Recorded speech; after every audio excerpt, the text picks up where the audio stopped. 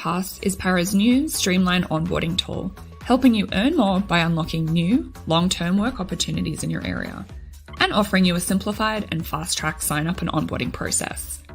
With ParaPass, you get exclusive access to local opportunities. Para drivers are the first to be notified of new partner onboarding opportunities in their area. These gigs range from long-term full-time opportunities to extra work you can use to fill in downtime between your main platform work peak hours. You'll also get one-click simplified sign-up process.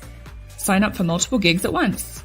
Once you've created your Para profile, you can use this to easily sign up for partner gigs without entering your information over and over again. ParaPass opportunities come with expedited onboarding. With ParaPass, you skip the line and just complete the onboarding essentials.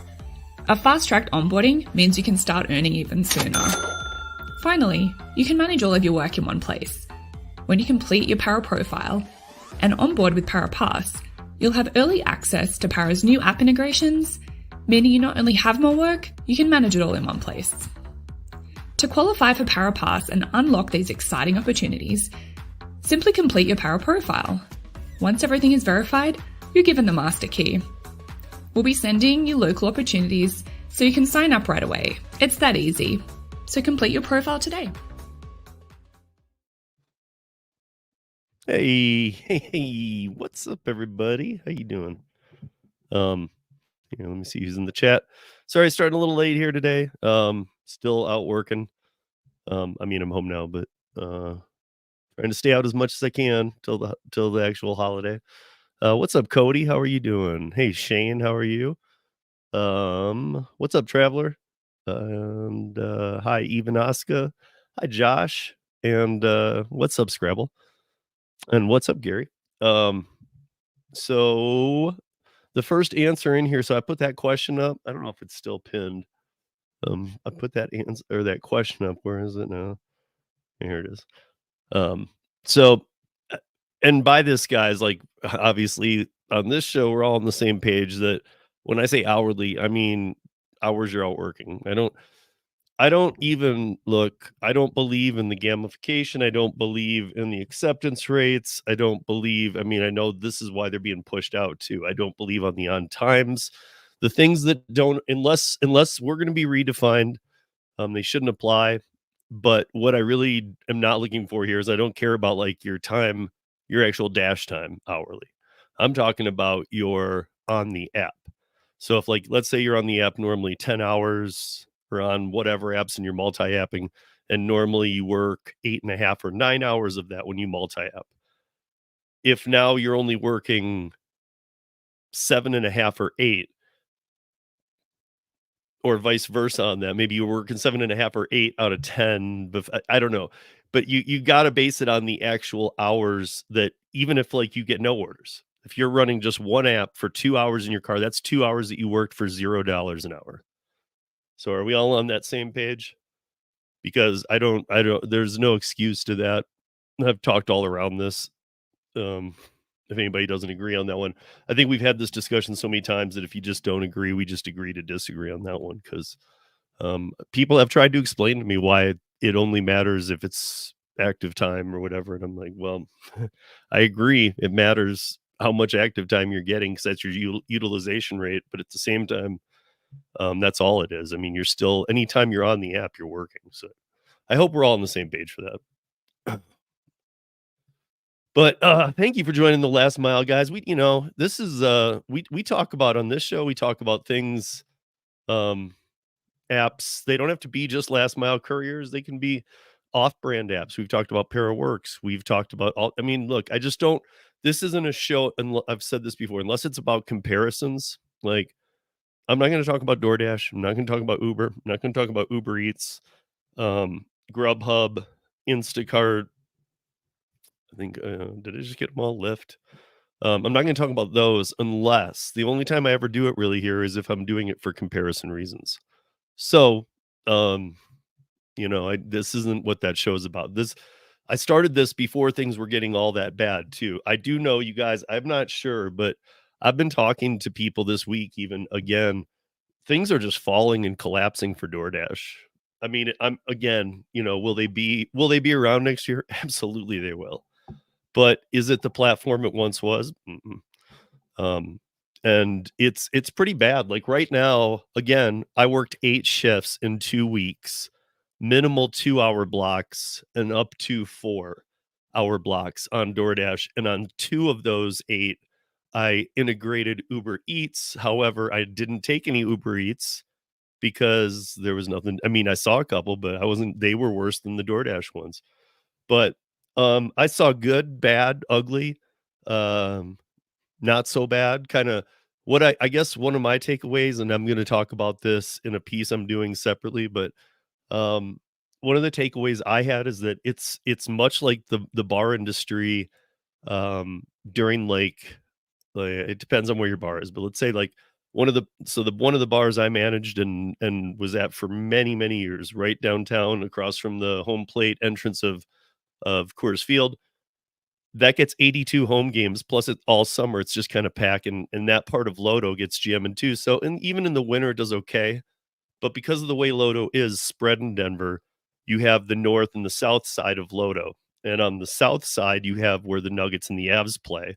On the north side, you have where the Rockies play, and you have about 20 blocks between them. So it's not 20 blocks of things the whole way. It's like 3 blocks coming off the field each way, and then, 10, 12 blocks of just long city blocks in between them. So it's like 2 different bar environment zones. So during the time, during these months when there's no baseball, weekends wouldn't be as good. And I'll even say sometimes weather based, but we had a good crowd that would come out. But sometimes even like if the Rockies weren't in town, but it was summertime, we would catch such a buzz and everybody would just be on that side of Lodo because everybody wants to be at the crowded bars. You always want to be where the people are. So it's almost like even if you don't care about baseball or any sports, you would shift to this part of Lodo in the summer. And I'm using that comparison because um uh you know this time of year normally I think we're all doing pretty good. Me, I've had many apps to work with too. So, when they're all jamming, you get to pick your favorites. So now I'm like turning on more apps more often. But I did find that with the DoorDash app, I was doing better treating it like bartending shifts. It's definitely not in a place right now where you can you can't make that steady income in the day, in the night, in the like I can earn a lot more if I'm very selective about when I'm working. It's just like a bar. I mean, like, look, if I work Tuesday day shift from 1 to 4, I'm gonna make like $20 in tips. Now, or let's say 12 to 4. Now, if I work Thursday or Friday or Saturday night for 4 hours, I'll probably clear $300 in tips. So, my thing is that look, it's a huge acknowledged problem about the third oversaturation of illegals on the platform. I mean, I'm getting more and more confirmation. I've got it up on the website, you guys, by the way. I talked about it last week, but ridesharerodeo.com now is the website you go to. If you just type it in, it used to take you to uberlyftdrivers.com, which has been my news blog since 2017. So that's still up. But if you go to ridesharerodeo.com, you'll see all the podcasts. You'll see all the podcast players that you can play them on, or you can play them right there on the website and download them. There's also some links at the top you can go to, one of which, the second one over from, home, or if you're on a phone, you'll see the 3 lines in the upper right corner, which is a menu. But the second one is Gig News or Gig News blog or something. And if you click that in a new browser, it will launch the news site. So everything's still there. There's a couple tweaks that might happen, but I've been putting up a lot about this stuff because it took us a minute to broach it and say, okay, screw it. Let's talk about this, because I don't know. I don't want to get in trouble. I'm getting ready for the I'm getting ready for for January's election cycle. And I mean, if you guys, most of you in here, and that I know anyway, and then, probably some watching who are just working and can't comment at this time. If I've had Mike Ruby, Karen Anderson, and the one and only Kim Cavan on this program. I've got all of them. I've got all of them coming on this in January. In January is when a major push is being made for new legislation, and I don't know what the new rules, because come January till November is an actual POTUS cycle. A POTUS cycle isn't a year. It's not like November of this year till November of a voting year. They actually just call the POTUS cycle from January till November till the voting day. So it's like it's like uh like 9 months and a few days. But it doesn't start till January. So it's like right after the new year. It's the when it's an election year, it's the POTUS cycle. And I don't know what the new standards on YouTube will be. We know that, like, okay, let's go back a few years, because there's a word I'll say, there's a word I won't say that a lot of people in this world had to deal with. Okay, I don't even know where that one stands anymore. But what I will say is there were channels that got in a ton of trouble for using the word pandemic. Okay, there, I just used it. Now it's allowed. I don't know about the other word, and so that I wouldn't do on my channel. There is, um, political figures, what can and can't you say? And the people that I just named that we're going to talk about legislation with have some pretty strong opinions on some politicians. And even though I can tell them, hey, there's some new rules with YouTube, probably won't know exactly what they are, because they don't usually spell them out real well until you start seeing them like played out. But I'll give everybody the warning. However, I don't ever want to interfere with the way they talk, because, like, even, Kim doesn't often talk about, like, she doesn't use politicians' names, but she'll definitely allude to a party and in which state, and she'll get you exactly to who you know who she's talking about. Karen can throw things out. So but there's a lot of change coming, and DoorDash is in a lot of trouble. Um, DoorDash has multi-tier systems. That's not allowed. They have acceptance rate, that's illegal. They have on time rating, that's not allowed either. And guys, I looked this up. So on the IRS standards test, the only a hiring entity that's just hiring out to contractors can't use a late system. Like, they can't use it's exactly the same as they are. They're not allowed to do it because it can cause favoritism, and it's a way for them to check mark somebody bad, and then in their books, I don't know. There's it goes way back to why no acceptance rating can be used, because you're not supposed to be able to say, well, I've offered you a bunch, you never took any, because a lot of those are bids. So, but at the same time, you can't use the on time factor either, because um we're allowed to use any tools we want. The apps say we're not. I mean, Gary's in here. We're allowed, we, by definition, independent contractors are allowed to use all of Gary's apps. Is Gary breaking any laws? No, but technically we're not supposed to use any apps outside of the apps. I mean, in a perfect world, they don't even want you multi-apping. However, they know we're doing it. It's like, if you're just using one app, that's what they want you to do. And they don't want you using anything else outside of that app. So basically all the, I've said this for a while. They want to pay us like independent contractors, but treat us like employees. And that's just not going to work. And there are a lot of states ready to talk about that. So I wanted to load a couple images up here, because I had a pretty good day with my one of my dumpling clients. I wanted to show you guys. So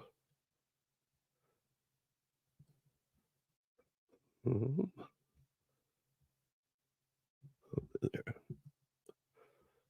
Okay.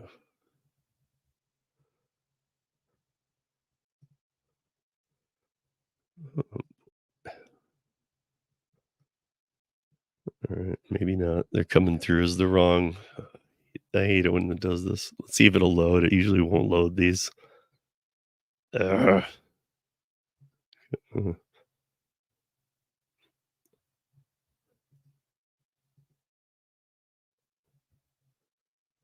Nope. Damn it.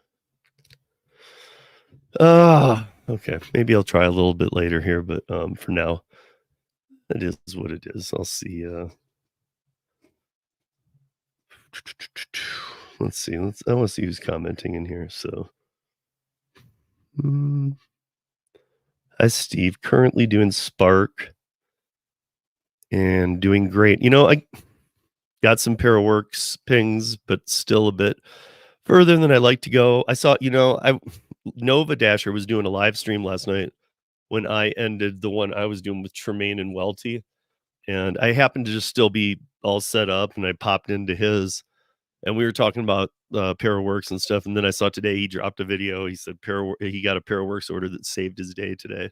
I'm seeing more and more and more and more and more come through. So there's a lot to that too. Like these distribution methods in the new year will change a little bit because I touched a nerve, and it wasn't a nerve necessarily either, but when we did the interview with Delivered, I mentioned how are two people showing up for the same order sometimes, because clearly what's happening is I don't blame Delivered or Deliver That or Paraworks for dispensing it twice.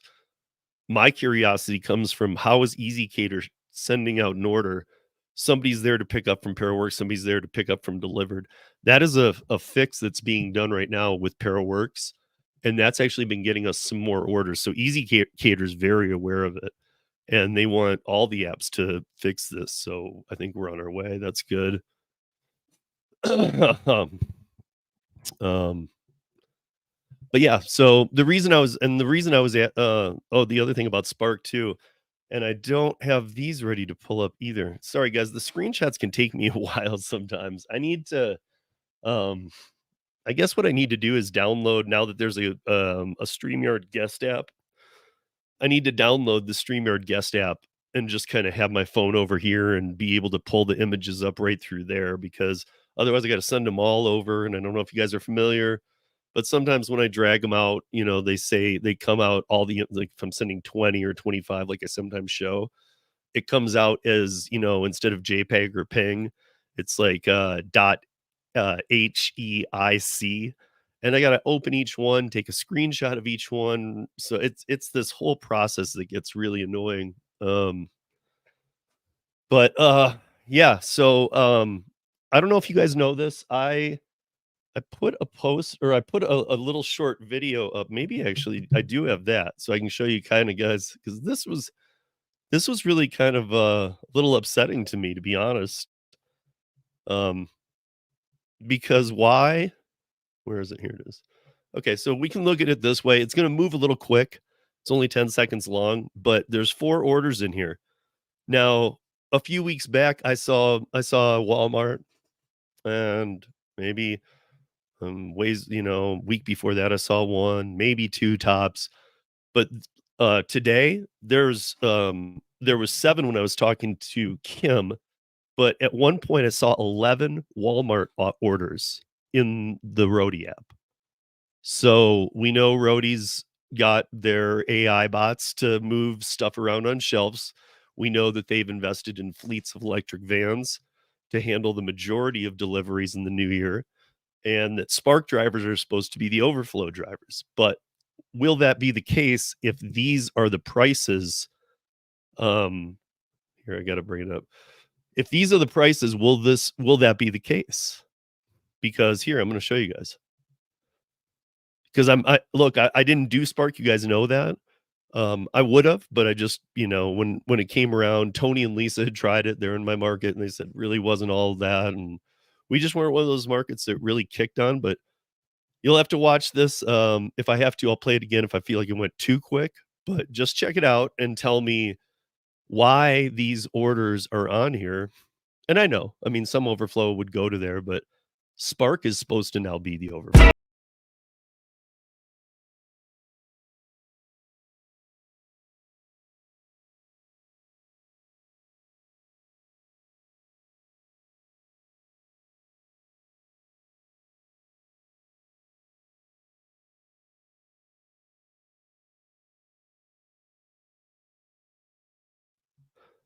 So if you missed the first one is 7 deliveries for Walmart.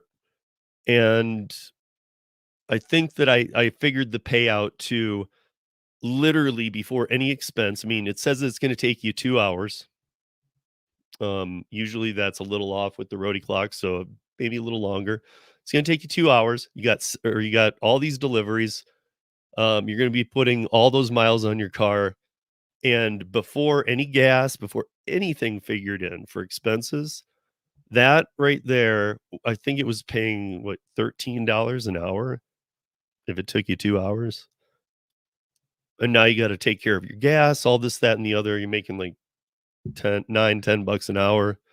And, if you really don't have your write-offs under control, you're making, like, 7 bucks under an hour. Some people saying to me, like, "Why do you take" some of these long ones don't make 100% sense to me because you're still gonna have to pay, like, we use an easy number. Before write-offs and stuff for independent contractors, you're probably 30% of your income needs to go to taxes, pre-write-offs, 30%. So some people are like, "Yeah, but you're gonna lose your gas and 30% of that." I'm like, "Where am I losing the 30%?" Because long hauls, unlike some of these, unlike like a dash that barely goes anywhere, um, 2 miles, or you're doing this around town. When I put on that many miles, it was 65 cents that was bumped up before. Now it's 67 cents a mile for next year. I get to write off every one of those miles legitly too. I know we've talked about some people who have been audited, state audits, and the people have the correct documentation from the giant apps, and the giant apps are they really are going after this, not just how are we doing it. It's Here's part of the problem, you guys, is that, this fight for independent contractorship that you guys hear me talking about a lot isn't as easy as, like, well, why? Why do they want that? Well, because first of all, we've said this before. I mean, like it or not, you got to give the guy credit. That's Biden's. That's been his platform his whole life. He is as pro union as they come, and he wants everybody to be a W-2 employee and pro union and send us back to 1955, his favorite year, and we can all just live at the malt shop or whatever. It's like, I don't think he's enough with the times and where the times are going. That's one problem. But unions are gone. The unions that are around don't even support. Some of them don't even support Biden. I don't know if you guys saw that auto union strike, but they were like, "Get out of here, man! You're hurting us more than helping us." So that's really rare that unions are going against a Democrat president and the biggest pro union one ever. But yeah, I uh we need to start figuring this out, because I mean, I don't know how many of you guys are doing Spark and still making any money on it at all. I mean, are you guys I don't even know. Is anybody making money on Spark? Because one person that I usually go to is uh is Brandon, Dashing Grandpa, because he does a lot of Spark. He's got a great grip on this economy, on the Spark economy. And he's been suggesting for a while this is on a downturn. He's known some of the things I've known about the electric van fleets and stuff. Yes, they won't end Spark, but um, it sure seems like Spark, everybody peaks, and then there's kind of the downgrade. But some apps seem to crash quicker than their peak. And I feel like Spark is crashing. I really do, because they have some automation going on in the stores. They're looking at having some distribution stores in certain states. So we know that that'll be happening. That's pretty much just human controllers and all automation in there, and they'll just be done for the deliveries. But those will be done for the electric van fleets. Will it be like Minneapolis and the shipped centers where like they 90% go out in the fleets, and then they do have the back entrance for the shipped shoppers? Maybe, but my point is like, if they're starting to try out Roadie, I'm wondering why they would even continue Spark, because it's going to be nothing but a nightmare for Walmart to keep it up. Walmart doesn't need. I mean, why? Here's my thing: why do Spark if if Roadie's going to do it for way less, and it's really your backup system anyway? You're hoping to get everything into the electric vans. That's why you're buying them. That's why you're going to have people driving them. You're hoping to stock them to the rim and in a perfect world, it won't happen, but in a perfect world, they wouldn't have any orders going out with drivers. They'd all be in the electric vans. Now it'll take them a while to build the electric vans out. I know that we're here in Denver, we're to expect them in January, but we're kind of a test market. Things happen here real quick. So we're going to be one of the first that's going to see these Spark van or the Spark electric vans and or the Walmart electric vans. I really don't know where Spark will be. But I can tell you, I saw more Spark on Roadie today than I've seen Spark offers on Roadie my whole life. Just today. Last week there was more than usual. There's been some every day, but today, I mean, it's tons. It looked like I would almost have guessed, like had I if I didn't know better, I would have guessed Spark is down and they passed them all to Roadie today. That's how it looked. Um, but I don't know. Because the only other option would be, are they are they kind of like over the payment? Because there's enough Spark drivers. I talk to Spark drivers all the time who are like, my market's dead. It's like DoorDash. Spark and DoorDash are dead. But let me go back up and see what you guys got going on because this is your show this week. This is your show, man. And even Oscar, I hope you get a pair of work soon. I don't know whatever happened with Fuda and you. Can't remember what happened. I feel like you did tell us something, but I feel like you were going to go in and do a training or something too. So I'm just curious because food is big in Chicago, so I know that you're in Chicago.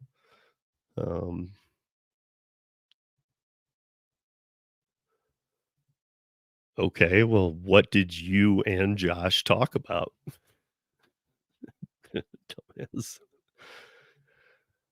So even Oscar, you're making about 35 an hour, and that is that what you were making? Again, guys, screw active time because I don't want to talk. It's not supposed to be in there. I'm talking about time on the apps. Like if you're sitting in your car for 10 hours and you only work 2 of them, you just work 10 hours.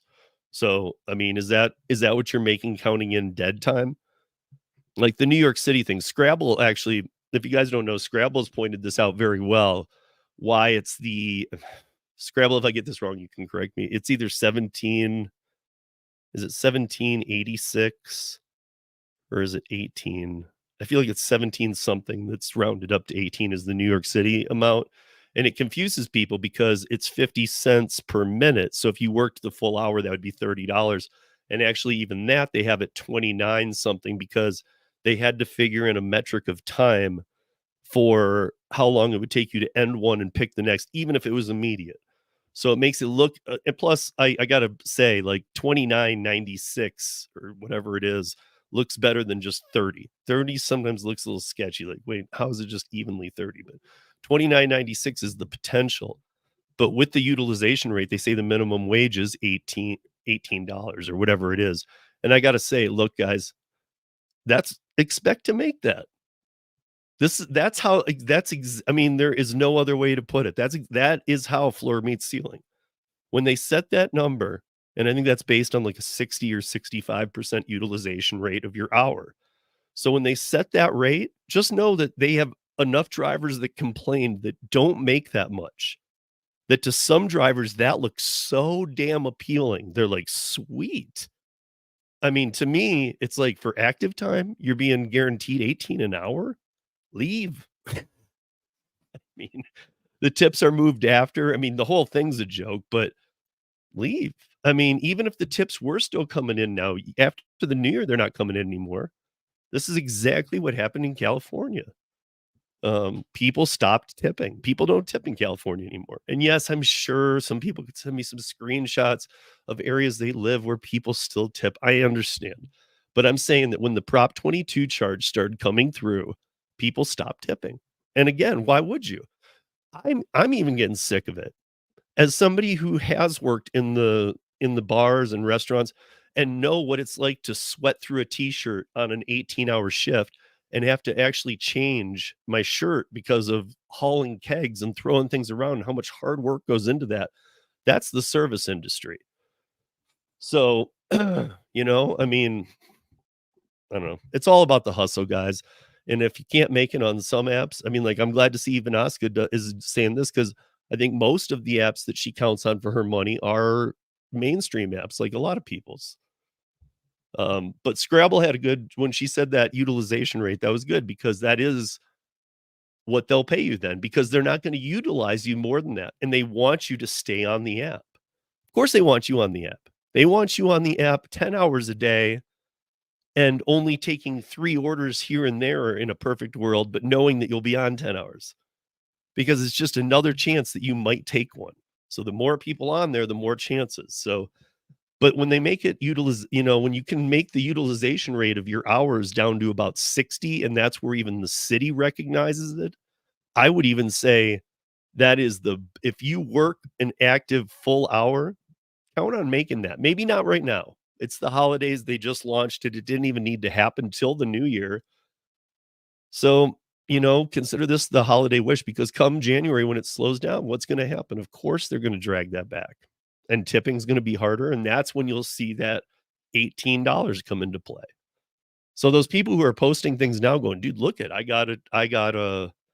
um, I got this difference pay. And it would say, you made this much on DoorDash. Guys, I got to tell you, I talked to one person I know very well in New York. And this was a kind of an eye opener. I saw the screenshot that said door, like it was like door, whatever they worked, you earned 40, $54 last week on your DoorDash pay, which was 145 less than you should have been paid under the new rate law. So they got a $145 check from DoorDash. People see that and they think, wow, that's awesome, dude. I need that. Well, guess what? His tips were down well over 200. He said very close to 250. So do the math. He lost $100. I mean, great. DoorDash is doing some supplemental pay, but he lost his money and his reason to be a hustler. Why would you want to hustle when you're paid to drag your feet and be very slow? I mean, it's going to get to a point under these kind of systems where isn't going to be tipping. So of course you're going to drag your feet. Now we're going to see those same people who fought to get $18 an hour, who maybe not all of them, but a lot of them are lazy. Let's just be honest, guys. Come on. I mean, I'm gonna just say it if other people don't, because I'm gonna say it because I've had to fire people in the service industry. It is not meant for everybody at all. Not at all. I mean, and to think that you can come into the gig economy and say, well, I didn't like being a server or working in kitchens or bartending or any of that, but I'll do gig apps. Well, this is also the service industry. I know a lot of people doing delivery, it's always been like leave at door. I got to tell you, during the past 2 weeks during my experiment, I was shocked to see how many people were handed to me. Probably 80% of my orders were handed to me. Now, again, I hadn't done it in a while, but I was actually happy to see that because you guys know I've talked about it before. I don't like throwing food in the dirt. So Josh, let's see. I just looked back at last year's earnings. I didn't break 150 outside of the one day I had a $300 catering. So you're talking about last year? So you look back at last year's earnings. Oh, you're saying, and last year you never broke 150 on a day except for one day that you had $300 catering order?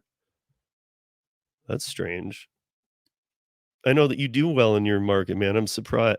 Maybe I'm reading this wrong because I feel like you've done better than 150 a day on many occasions. So it made me okay. It's not just this week. Oh, wait, is it? I'm confused now. Last year it was slow. Uh, Last year this time it was slow for you? I mean, I don't even do a lot of DoorDash, guys. I did a little bit last year during this time, but especially if you multi-app, gig apps were like off the hook, dude.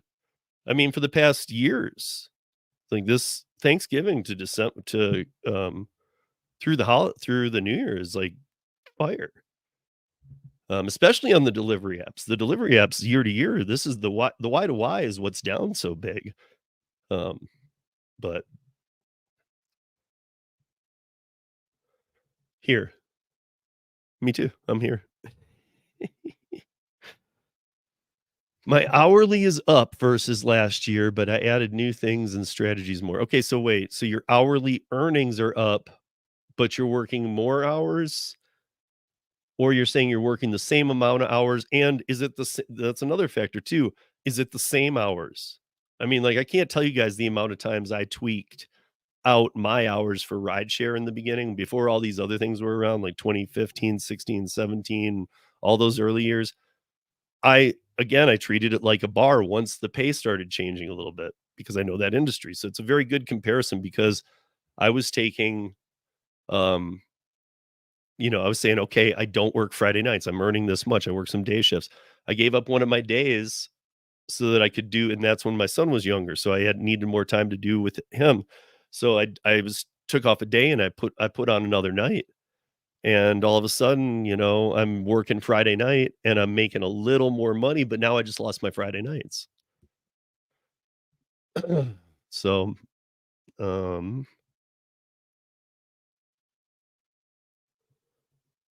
okay, so hourly way up for the month.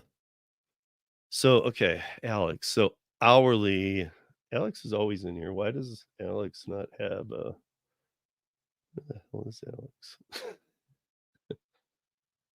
Alex, are you still in here? If you are, comment. I want to see if you're still in here. Um, but today about average. So today you did your average, but hourly for what? December so far? We're December 20th. So like year to year. Okay, there we go.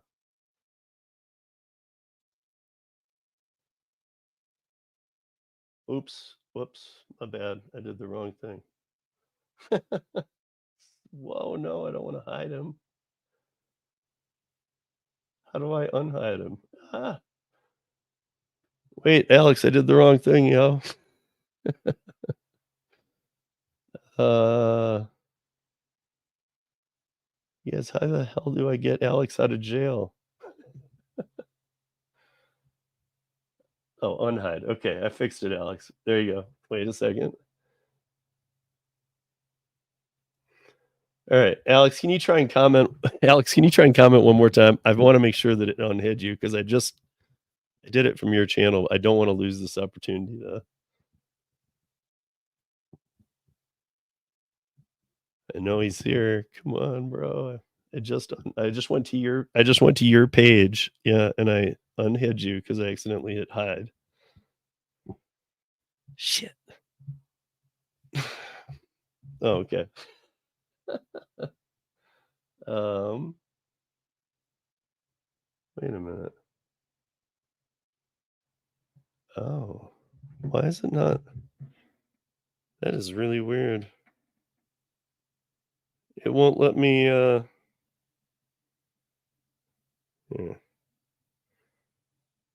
For some reason, it's not letting me give you. I was trying to give you a handle there because it's not every. Most of the lives, I'm not paying close enough attention to that kind of stuff. But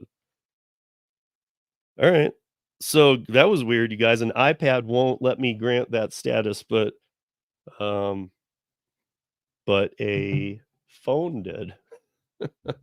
But anyway, you got so Alex, I just gave you the standard mod. So if you want to share links and stuff like that, I just asked, don't ban people for stuff, let them stay. Um, it's just so that others don't try and hide you and so that you can share links and other things like that. Um, so okay. Sorry guys. You all had to sit around deal with that for a minute, but it is what it is. All right.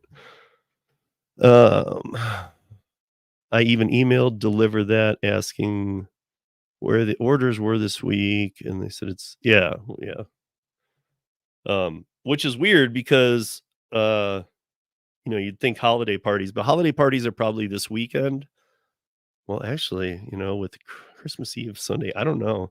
Maybe a lot of holiday parties will come after the new year. I know like a lot of service industry waits till for sure after Christmas, but even till after January 1st to do their parties, but um yeah, I mean it's just weird.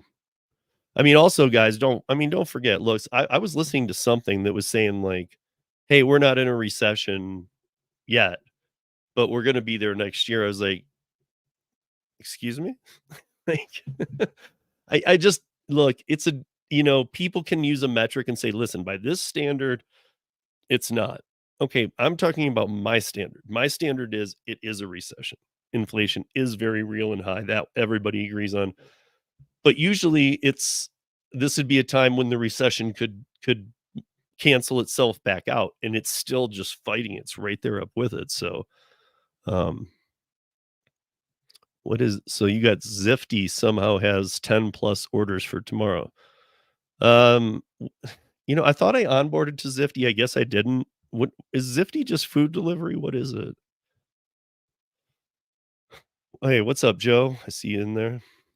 Tremaine. Are you really Steve or an AI chatbot? Listen, Tremaine, I'm gonna go stage 10 on you if you don't knock it off, bro.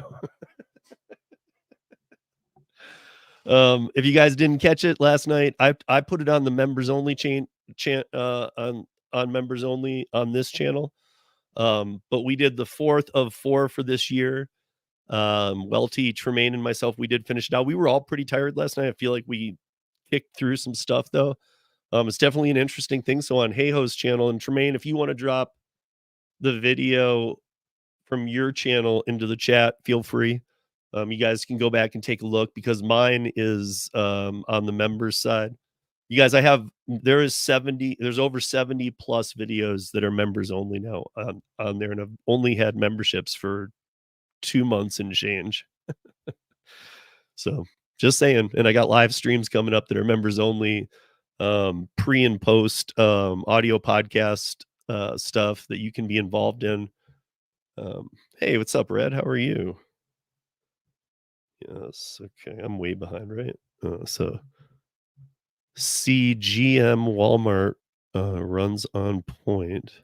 Pickup go up to 50/70. Okay. I feel like you wrote that in Bonix just to break my brain. um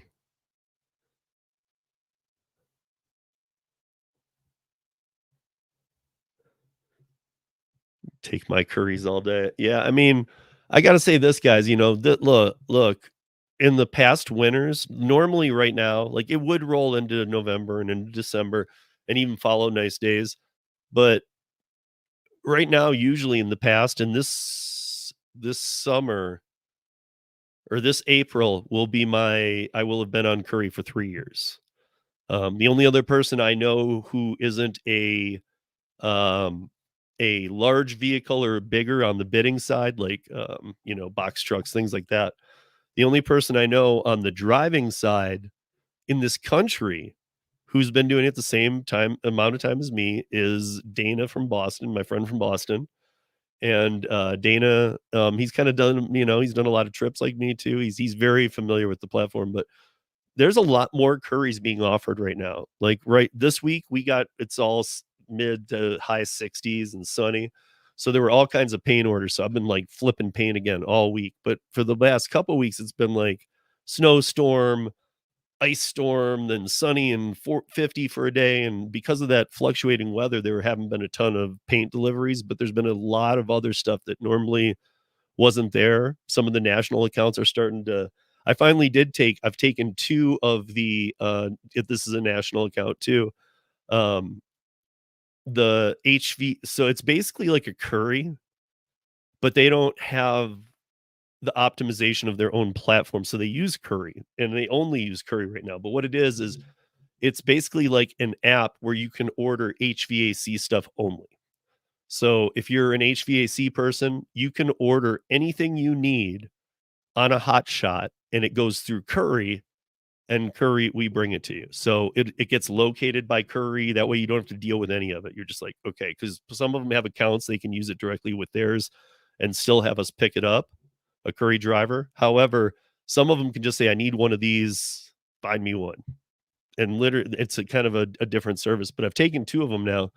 Those pay good too. So if you guys, I can't remember the name, it doesn't come up as an HVAC thing. I'll have to look it up and put it in a community post or something. Oh, hey, what's up? What's up, other Steve? How you doing, man? Um, so he was supposed to hold that. So that 1300 went up to 1350. I took it.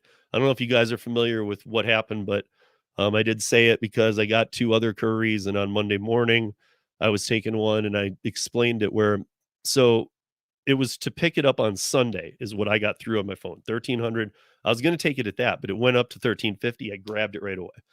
Um, then I called the place. At the same time, I was getting a message saying that the date was wrong, but I called the place and said, "Can I pick it up right now?" It says it's ready now, and they said, "Actually, that goes out Tuesday, and it'll be ready at 9 a.m." Now, again, it's Sunday when I called, so it's not even the Monday. Curry never puts out stuff, almost never. That's more than like if they're going to do scheduled stuff, it comes out the day before. Things aren't coming out 3-4 days in advance on the Curry app. So, they did still offer it to me. They said, "Do you want to take it for 1350 on Tuesday? It's still yours." Before we put it back in the pool, and I said, "No, go ahead." I said, "I can't pull that off that at that point because I was going to take it Sunday and be back here super late Monday night." Because to make to be gone under 48 hours and make $1,350 was going to be pretty good, and it's that time of year would have been awesome. um, Yeah, Spark is bad in a lot of markets, guys. I don't know what makes a good Spark market now. John, I feel like John Dash Theory TV always has a good perspective on it, and Phoenix is good for all the apps, but I feel like he's got a good grasp on a good and bad Spark situation. So, Josh, oh, the two Joshes. Spark is good to you, okay? Um, he's saying hi to Red. Let's see. I have to share my car. So altering between 3 to 4 days, 5 hours a day, up to 8, and been doing about 800 a week. Right, okay, I do remember that. So, I'm guessing I know you have a couple other kids too, right? Even Oscar, so I'm guessing you share the car maybe with one of your other kids too? Is that what's going on? Maybe something like that? That's still pretty good that you're able to do that much, that you're taking care of your daughter, and you're still able to get that kind of those kind of hours in and make that kind of money. I mean, that's a even Ask is a perfect example of what the gig economy can do for people, you know? I mean, what else could she go do that would pay her like this and that wouldn't abuse her like a part-time minimum wage job in Chicago that would say, "No, you are working today." And she's like, "Well, I got my daughter and I gotta." I mean, she's the perfect example of making good money when she can work and having the complete flexibility she needs. So, um, it's good to know. If we ever need to get some panel together to talk to some Congress people or whatever, or get a written something, then we'll come to you for sure. I had a BJ's grocery delivery. I don't know what that is. BJ's. I always think of BJ's Brew House. I'm guessing it's something that you have in your neighborhood, Philly. I don't know. I'm gonna guess it's a grocery store. Yeah, I mean, there's all kinds of things that pop on the Roadie app from time to time. What else was I seeing on there? Um, oh no, DoorDash is trying to take Best Buy from them. I think Best Buy is the hot potato. Nobody can deal with it. So, um, okay. So you guys are talking about again, we're talking about real time, right? We're not talking about active time. So if you spend 10 hours in the car and you work 6 of them active, but you spent 10 in the car, you work 10 hours. So you're saying so on that day that you only did 6 active, 10 in your car, you made $300 though. Is that what you're saying? I just want to clear that up because I that's how I want to work the math in on this channel because I don't get saying, well, my active time was 5 hours. That's all you were on the app? No, I was on 10. Then you worked 10. I'm sorry. I'm not gonna I can't even fathom debating that. So. Yes, including dead time, but with Spark, okay, 1786. Okay, there it is. So yeah, I was calling it 18. So obviously that, I mean, I'm thinking so if it's 29 whatever and it's It might even be a little less maybe, or it's pretty close. It's about 60% utilization rate. So that's New York City saying it's almost like them saying, "Listen, we needed to make this deal with DoorDash and these gig apps because it's gonna benefit the city." It also helps us get some of these immigrants off the streets because the illegals that are being shipped up there because they can make a little money and get off there. Um, I think it's causing more problems. But the other thing is, I mean, look, they did this with rideshare. They did the same kind of number, like 1786, but you're going to make 28 pre-expenses. Everybody started. All people thought was, I'm going to make 28. It's not how it works. Yeah, tips have gone. This isn't just um like in the bar industry. I'll still go into bars where I know bartenders and stuff. It hasn't really changed there at all. People still in a face-to-face scenario tip you well. We did a really screwed up thing here by by making people tip up front. And maybe I'm revealing my age if I'm older than you and I'm revealing my age here. I don't care because tipping is based on the service. Now, I've said this before. I go in and I'm always going to tip 20% minimal. Whoever serves me is getting 20% fact. They could be the worst server in the world. They're getting 20%. But if the service sucks, I'm not coming back. A good server is going to get a lot more. And if I'm with a group of people, we're even going to tip you more. But it's based on the service. So why not just call this what it is? Call it an offer. And like I've said, we've been through this many times, and I've actually got a lot of people on board. The more I explain it and show that, have people order, have all the totals come up. It's not going to throw them off. You already moved tipping to the end and took it out, and you already have upped their other prices and their menu prices. But have them have them pick all their orders, say subtotal this, and then put a last screen up that says, because when I've ordered food, I've seen the option come up saying, it's going to be 50 minutes. Do you want it in 20 to 30? Add $12 or add $8. So they have that ability. So just have different levels and say, listen, here's your total on your food, everything included. Now bid on how quickly you want it.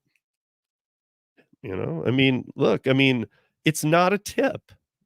I mean, we can keep calling it a tip if that's what you guys want to do, but it's not a tip because you don't tip before you get service. I mean, look, and I can put it this way. Those those people who have become conditioned to tip, and I understand. I get it, and that's the kind of job it is. We need to get tips or some kind of payment like that. But here's the thing: what if I order food from DoorDash, and we all know this happens, and it doesn't get to me, and I call support and I'm on hold too long, and I just hang up, and I figure I'll deal with it tomorrow, but the food never got there. Now I'm having to find something to the house, put something together, or maybe even got through to him, and I just said, "Just forget it," blah, blah, blah. Why have I tipped on that? I mean, look, I know to some that might sound like, but how often does that happen? Kind of a lot. I mean, they screw up a lot. I can tell you in my 2 weeks, I was told just to keep the food on 4 different occasions in 2 weeks. You know how bad a business that is? To me, that's spillage. Who's paying for that spillage? Is it the restaurant? Is it a combination of the restaurants? Are there different dynamic agreements with each restaurant? I mean, I've run restaurants, I've run bars. I can tell you spillage and food costs can kill you. So who's paying for this? Why does it not go to the homeless? Why is the McDonald's dumpster, you can't even shut it when they close because there's so many thrown away orders? I mean, I'm just being honest here, guys. Let me see. It took me an hour to get home to get downtown to train. There was no parking, police everywhere. And they don't pay if you get one. Left a message for the person I interviewed, but never got a response. Oh, you're talking about food. Okay. Weird. Oh, so you had to go do something okay. So did you do it though? Did you? Oh, so you did interview with somebody too, but you never got a response. Weird. Wait. Was a solid 25 an hour on DoorDash. Then when the app started to have issues in the beginning of November, something drastically changed in my earnings, even until today. Well, they did, Steve. They added, I mean, look, what we thought was 8,000,000 just got I mean, I follow news and stuff like that, even a lot of political news and stuff, and we really a lot of people all of us have been told it's 8,000,000 illegals got into the country this year. We now know that the tally's in. Both sides, both parties agree. It's 13,000,000. 13,000,000 illegal people have entered this country this year. Where do you think they're working? I mean, Zach and Kim pulled up, DoorDash accounts that you can buy on Facebook Marketplace for under $100. You can connect a bank account to them, and you can work them. And these aren't just scam ones. There are people doing these, and they're working. Um, so yeah, I mean, that's where the extra drivers are. I've been referring to it as there's always oversaturation, but I'm calling this triple oversaturation because I don't want to keep calling it illegals because I guess that, you guys got to like go back in history a little bit and know that, in most presidencies, there's there are illegals that are in this country kind of working and not where like INS or ICE is like trying to track them down. They're in an illegal status where it's not just migrant work or things like that.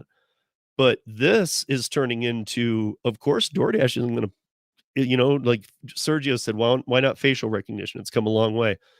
Love that these people are taking dollar orders with no tips. I mean, how they get by, I don't know, but we all know that look in third world countries, what's a US dollar? They might work a 10-hour day and make like 11 US dollars breaking their back in another country. They come here and even if they're paying $100 a day for the car or for the account or whatever, they make 200 bucks. That's 100 that's 1,000% of what they made before.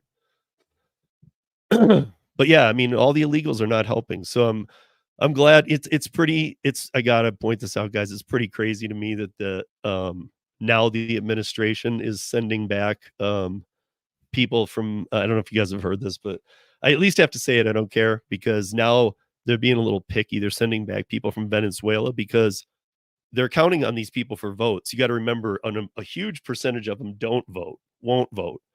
A big percentage will vote for the party that brought them in. But all the people that were coming up from Venezuela, they're all going to vote Republican. So they've said, wait, if you're from Venezuela, you can just turn back around. It's just so weird to watch this corruption playing out. It's crazy. um, and the other problem with it is how do we correct this? Because we are a country that allows people to come into. So even if you have an illegal status, you get a court date for whenever, and a lot of people just don't show. But we now have 13 million people in this country that aren't supposed to be here, that didn't do it correctly. And now what? It's not like even if presidents change and it's a very aggressive for the border president, he can't go track down those 13 million and get them out. And we don't even know who most of them are. But again, guys, a lot of them have come to the gig economy. We've been seeing these stats. I mean, a lot. And I'm hoping that very soon, I would even hoping before the new year that they were going to start cracking down on these because there's so many illegal accounts going on. It's crazy. Um,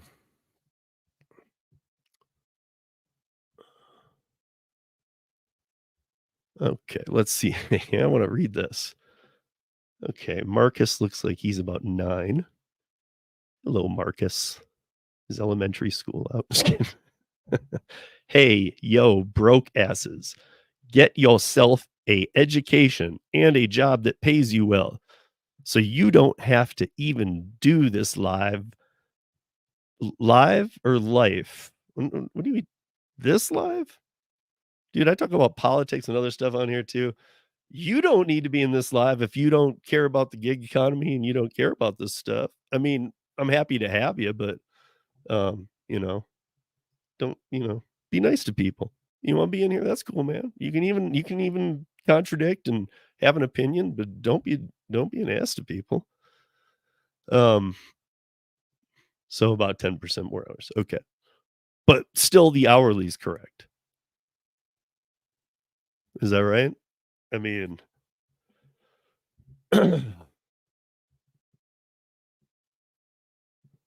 yeah, I'm looking at my phone out the side of my eyes, guys.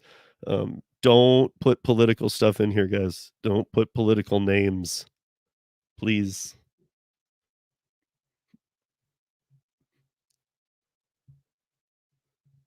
Um,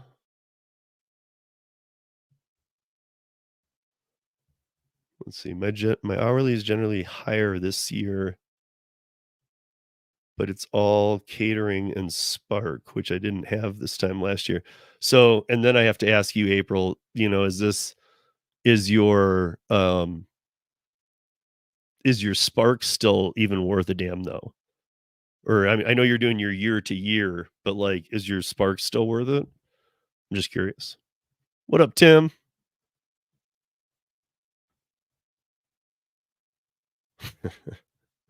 Agreed. I mean, agreed. But so is the knowledge class. That's why I hang around a bunch of smart people that like Mike Harubi writes federal legislation. Kim Cavan's a monster at taking on people that know. I feel like she's like the Matrix. Like when they load in, like, when like Neo doesn't know judo, and he just like sticks it in the back. And he's like, I know judo now. I feel like when Kim goes to these meetings with like lawmakers and stuff, I feel like she's like, we're gonna be talking about this. I'm not real familiar with it. By the next morning, she's like knows more than them, and they're the ones who passed it. She's just a wizard. Did anyone have their tips stolen by the restaurant catering company? I had Easy Cater. Definitely kept my catering tip. Um, Duh, you guys be careful making these accusations because we've talked to these companies and I have heard the legitimate excuse on why it happens. It's not always Easy Cater that does it, even though it's on the paperwork. The customers do pull back tips, and sometimes they have a percentage that they try and raise you to. And there's some other factors. Now, I can't say in yours for specific, but I've heard a lot of people saying Easy Cater steals tips. I have not seen one bit of proof. I've had some people send me some things, but what they send me isn't proof that things weren't changed. And by that, I mean, I've seen the proof on the other side where tips are being pulled. So don't think Easy Cater doesn't have the ability to pull your tips out. And I get what you're saying. You took that catering order based on that, and the tips maybe are just added in. It depends on which platform you're going through. The tips are added in, and so if the pay changes, you're like, "But I was guaranteed that." Well, maybe they're just not wording it as correctly as they should because I'm I mean, it depends on the app you're going through, but it should be. I agree with you. If they're going to show the full transparency, that should be your pay regardless. But if it's part as a tip, I mean, what's the solution to have it be like DoorDash and have it be not transparent and say, we'll pay instead of like maybe you were doing $2,000 of food, you wanted 150 of pay, and instead it says, it knows there's 150, but it's like, hey, we'll pay you $20 for this, but there might be a tip behind it, and the tip is 130. And now you do that, and then they take the tip away. But see, here's what I would say is that this is why catering's a different game. They will have to figure things like this out. You can't have it so that people are seeing one thing, taking a screenshot, and then they get paid something different, can easily just go, look, this didn't do this. And I think that if it's not worded very clearly, that whatever company did that should be paying that back to you. But at the same time, catering is a different game. Um, maybe things like Easy Cater should look at, and I'm totally against this for the bar and all that industry, but maybe they should look at like a 15% tip that's included and then a screen that says if you want to tip above and beyond or after the delivery is made, that would allow them some non-adjustment period. Um 10 minutes, so and I'm guessing that was a while ago. I'm behind, guys. Damn. Uh, I feel like mine is only good because we have so much express shopping. Okay. What's up, Tony? How you doing? Um, hey, what's up, Ron? How you doing? And Shane's in here. How you doing? And Rick. I know I'm behind, guys. I'm trying to play a little catch up. You know, Rick sent me a text saying that he knew somebody who got. I was really aggravated.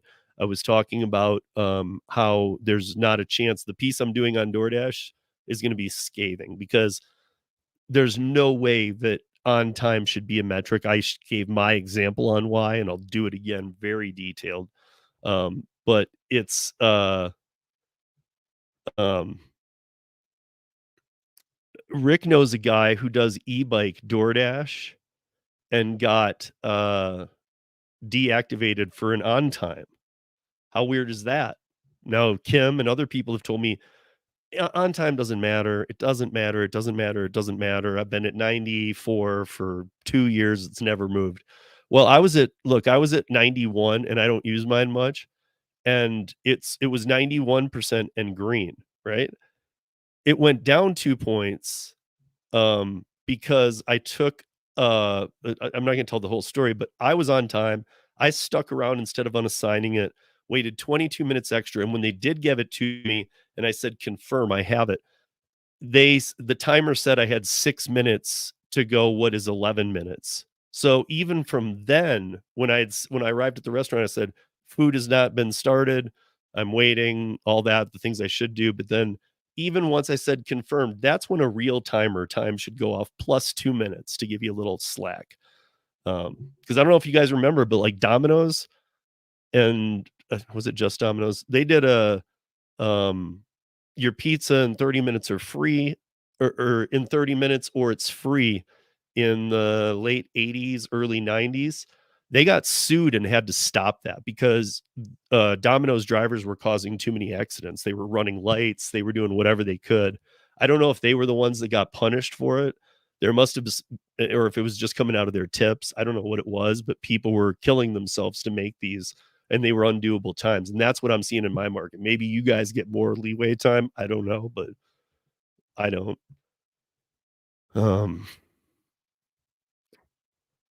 hey, John, it's Paul, Steve. I thought you were Steve. Oh, not working. They're getting their free paychecks. Texas now made a state law that makes coming into Texas illegally illegal. Apparently, since already federally illegal. He's coming into. Wait, what? Oh, I see what you're saying. Okay. Thank you for not saying the words that I just had to think about it for a second. I thought you meant like me. Like I can't I can't go to Texas. What are you talking about?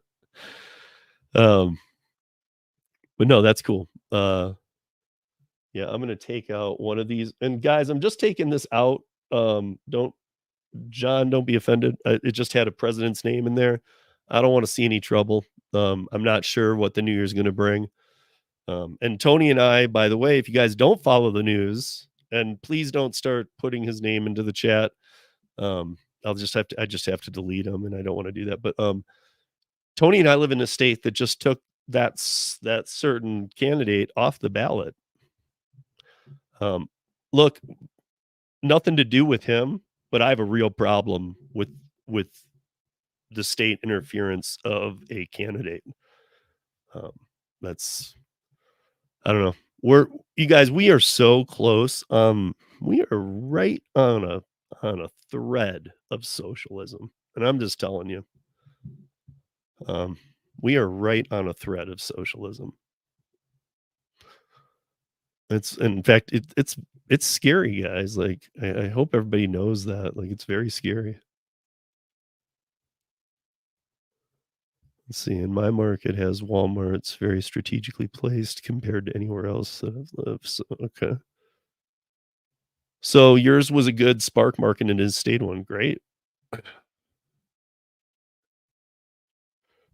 Well, so John, you can get paid waiting for orders if you do the earn by time. And again, I was showing Tony the other day because like we don't have earned by time in Denver, but when I was up in Summit County snowboarding, I did a little DoorDash, and it did offer me the earn by time when I went on. I was reading about it. It's so ridiculous, you guys. It's like it says that you can decline one order per hour, and we kind of already knew that. Maybe I thought it was 2 before, but it's 1, at least up there. It was like 17.76 an hour. Um, so you can only decline 1. But here's the funny thing, in some cities, it says if you do earn by time, and it says if you skip a second, your dash will be ended and you will not be able to dash any longer. And I've seen that screenshot. I have copies of it. The one here says if you skip a second one during the earn by time hour, you will just be moved over to earn by offer. So I said to Tony, I said, why wouldn't you just take it? I said, I like literally, I only did a couple hours up there, and it was like they were offering it to me, and I have a 14% acceptance rate. So, uh, but it was offered to me, and I was like, the only reason I didn't was because I was like, I don't want them thinking like, I don't even want them seeing my user account saying, yes, I think I will go for that. I want to make sure I make that much. Because look, they can say we don't use that data. Yeah, right, whatever. Bottom line is I mean, if you once you hit that button, if they have the right orders, I'm sure the algorithm has a way to sort to you the worst offers. And I do know once you're up there, like Silverthorne, Tony and I were talking about this Silverthorne to Breckenridge. If you don't live up here, you might see that and see 14.1 miles. Like I saw a $30 Instacart. Okay, you guys know I'm not a big fan of Instacart. $30 Instacart to go 11.8 miles to Breckenridge to the north as you come into town side, for 29 items, 29 units. And so I was like, well, that's not, if that was in Denver, I might actually do that. It's not great, but I might actually do that. The thing is in Breckenridge, those 12 miles could take you an hour, just the driving portion. 25, 30 miles an hour around curves, through a valley with iced roads, police everywhere. So no, it's when there's Silverthorne, Keystone, Breckenridge, Frisco, there's like a bunch, Copper Mountain, there's a bunch of towns, and it takes a minute to get zig and zag between them, but that's all one zone up there. Um,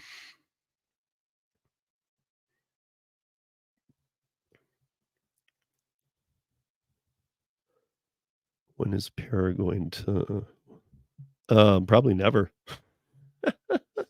I mean, really, to be honest, guys, this is kind of a dated thing with the legislation that's coming down next year. It doesn't matter. Look, the stuff I'm doing at Para, I'm way more interested in than tip transparency. I could give a crap because I just all the ones I did see that some tips were hidden behind the wall but the bottom line is all they do is hire more people, get in our face.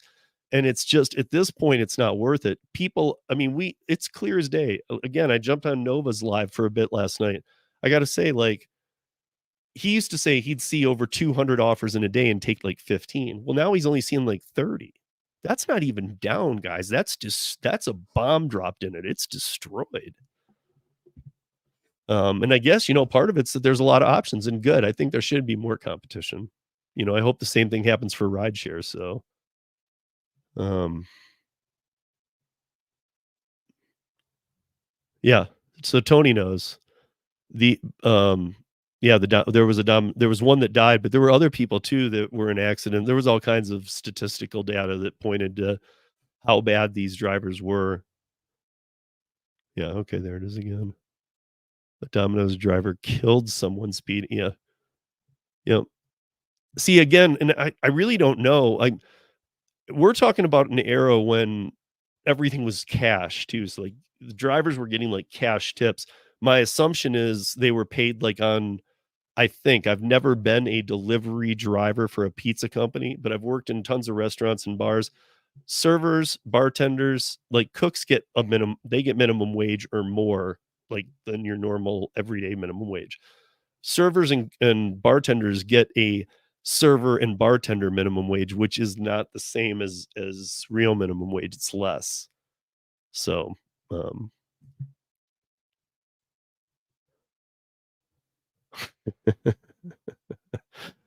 I won't even say that one, Tony. Um, yeah, I agree. Look, I mean, this and the other weird thing, you guys will appreciate this. I know Shane and Tony, you guys are both in the state. We're the same, we let was it Kanye? Who the hell did we let on the ticket? Like we were one of 2 states that let him even be on the ticket last time, and yet we won't let an actual candidate who has a chance be on the thing, but we're one of 2 of 50 states that let, whoever it was be on. I know I'm probably getting it wrong, but these are all that came to mind. I mean, I wasn't gonna vote for him, so it didn't matter, but DoorDash get paid if they're late. Um, well, sure, but DoorDash get paid if they're late.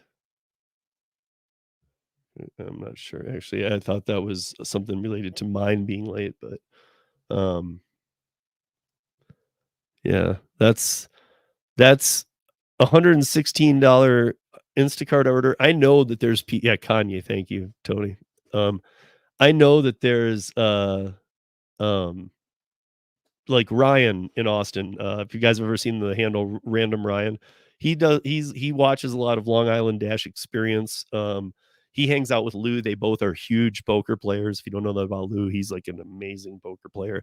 So is Nola Grind. If you guys have seen him, he's Lou knows him too from poker, and Lou knows Random Ryan, and Nola and Ryan both know Lou from poker and won't play him. Supposedly Lou's the man. I have talked to some real deal people who are like, dude, when he's in, like, almost like when he's in there, they don't want to play, or they move to something else if it's online.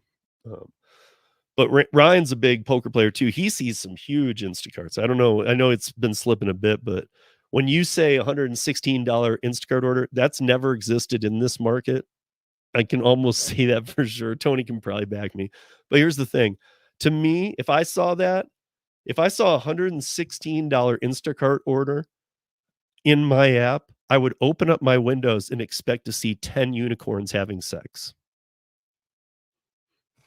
Because that's the same odds.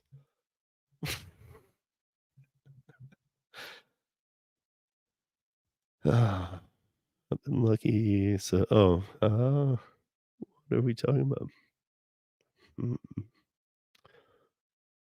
Mm, maybe Spark or DoorDash, not sure. So server wages are 50% of half of minimum. Right, but then so this gig wise because Tim's done a lot of bar work too. So like a server, okay, like I'm gonna date myself here, but Tim will know. um, so there's minimum wage in the state. Like, okay, so 2007, 2008 is the last I can recall. A server made 335 an hour, but a bartender made 213 an hour. And if you were a bartender at a high volume bar like me, like I would work 80, 90 hours in a 2-week cycle at least, even on the off season. And if I was getting all bank shifts, usually my paycheck would come, I mean, it was possible to have your paycheck come out to a $0 pay. It would show all your hours, but it would come out as $0 pay because your tips offset it. And I know some people played the game of, don't claim your cash tips, but there's nothing you can do about credit card tips. You got to claim them because it's like counting. It's checks and balances. You got to have that balance off. Um, hey, what's up, Vinny? How you doing? The earn by time on my area. Uh, earn by time in my area sucks. Only no tip orders get kicked to the. So I have talked to people that say no, there's tip orders on the earn by time side. Like Ellen and Henderson, she did it a few times. I didn't do it because, like I said, I didn't want to click it. I didn't want to give DoorDash the satisfaction when I was in Summit County of even trying it and saying, because I mean, the way it was worded there, again, I've seen different screenshots, you guys. I had to compare them because I was like, maybe I read it wrong on the other one. But no, some markets say if you choose earn by time, you can If you choose earn by time, you can skip one. You can decline 1 per hour offer. If you decline the second, your dash will be ended. In Summit County, it says you can decline 1 per hour. If you decline a second, you will be moved over to earn by offer. So, I mean, it's almost like no harm, no foul. I just don't want the system to even know I'm interested in a 1776 hourly pay. Because I mean, to think that the algorithm doesn't work against you if you choose that button when the other button, and by the way, guys, if you haven't seen Earn by Time, I don't know if it works this way always, but because it's not here in Denver and it's up there, whenever I see it up there and I open it up, it's not always, by the way. I'm not a top dasher. I'm not, I'm a bottom feeder, 14% or a 15% on acceptance rate because it's not a metric they're allowed to use. So I'm not going to play it. But when I turn it on and it says I can dash now, or if I've scheduled, which I've done up there before too, it instantly comes up and it's defaulted to earn by time when it's available. Sometimes it just says dash now and it doesn't even let you do it. But when it's available, it says earn by time and it's defaulted and it's to the right. We read left to right in this country. So the way it is you're seeing it like it's the better choice. You have to deselect it and select the one to the left that says earn by offer. And of course, that's what I did, you know? I mean, listen, anything that the DoorDash app puts out, like when it sends things saying, "Hey, you got legislation in your state. If you're on our side and we can add your name to the list." I would be very skeptical of anything these gig app companies send to you and tell you, "Hey, make sure you sign. Are you on board with this? Sign this because that's how we'll protect you." Really? You're going to protect me. Been doing this since 2015. You've never protected me. I've always had to have my own back. And we all know you can be deactivated for no reason. I know people who are deactivated on days they didn't even turn the app on. And they've mailed that in. And some of them have got resolution. Some of them have no resolution and were just literally kept deactivated. And they can prove they didn't even turn it on.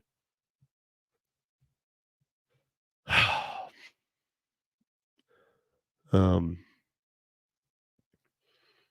yeah, of course. 100%. I mean, even look in LA and New York, that's fairly at five-star restaurants in New York and LA, you're making six figures as a server if you're working full time. Even here in Denver, though, you can make that. There's professional, but I mean, like there are very professional places. They take very few people. So don't think if what you're seeing that John put, don't think that that's like if you want to go be a server, you can make that. That's a professional server who's been doing it for like maybe if I went and got a sweet haircut, and put a suit on, my skills definitely would carry me enough. I know enough about the industry to go get that job. But those are the people who are reading you the menu, who know every single flavor that's added to every. I mean, you need to be. It's like becoming a black cab driver in London to be that level server. Um, Steve, I have more input on that, but I'm driving. On what? I'm so far behind, man. I'm sorry. You probably that comment probably came. It was at 6:36. Who knows what I was talking about? I needed to keep up better. You can make 30 to 50 an hour cherry picking on what? On multi-apping or on one app? Are you saying on DoorDash alone you can do 30 to 50 an hour cherry picking?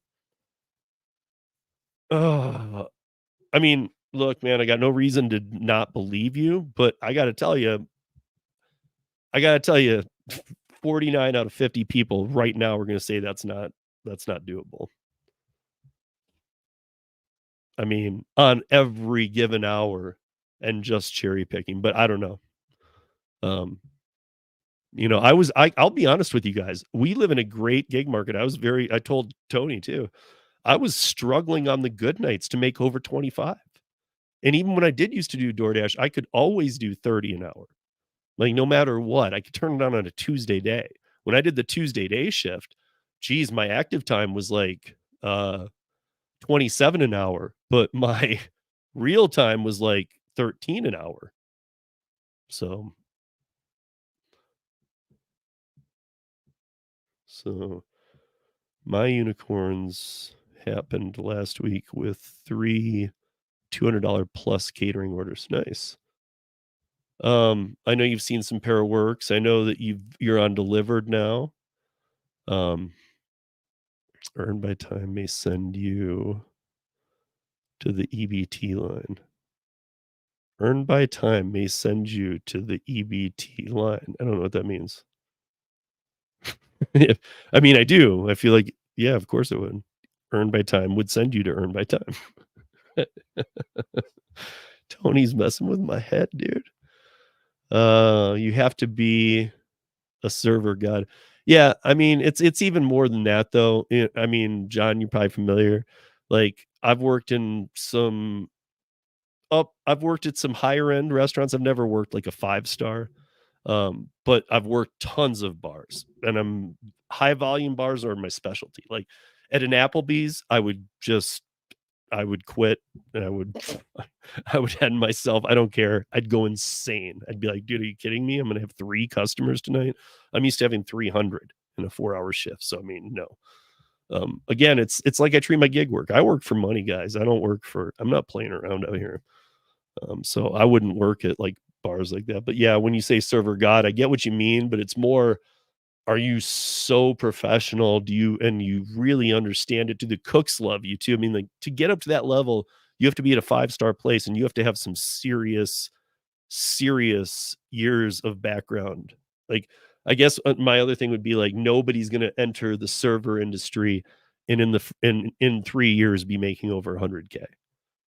If they are, they're a very good looking woman and they live in New York or LA, because that kind of thing takes 5 to 10 years to establish that kind of credentials to get that.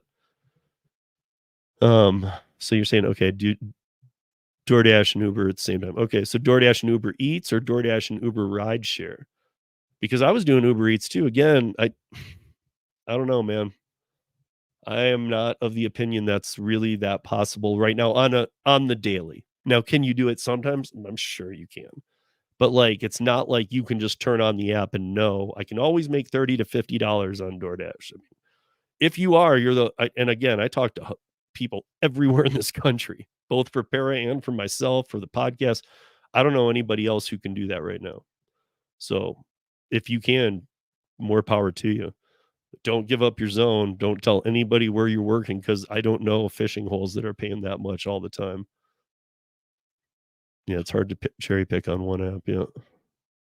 But I mean, people have done that, Dana. You know that too. I mean, people do sit there with just DoorDash.